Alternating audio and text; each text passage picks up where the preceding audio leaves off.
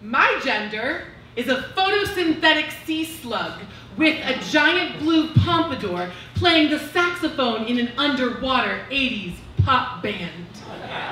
My gender is mail-order sea monkeys boiling in a pot of coffee, is a dapper femme meets a butch in yoga pants meets I'd rather just be naked watching superhero shows in bed, but late capitalism told me I should get dressed today, so I put on this armor.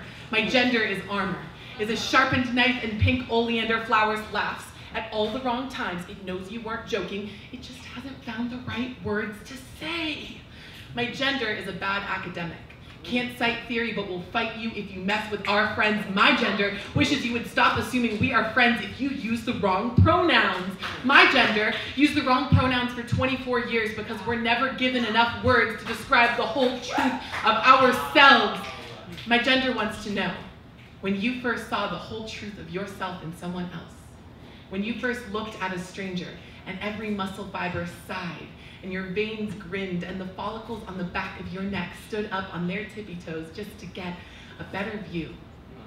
See, my gender and I know the fastest way to die is alone. Dig our grave when anyone calls us a girl, flinches when anyone but me says woman, but my gender still wedges keys between its fingers late at night, can't decide if it likes men or wants to be men, but it flinches when a man walks into a room sometimes. My gender walks into a room like a man, and isn't that sad?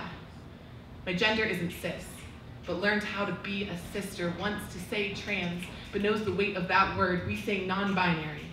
My gender doesn't want to die and wear a stranger's name to the funeral. It's that thread of masculinity unraveled and re-sewn into my father's fraying sweater. It's learning soft without melting and strong without crushing. It wants to hold a hand warm and gentle and know when it's time to let go.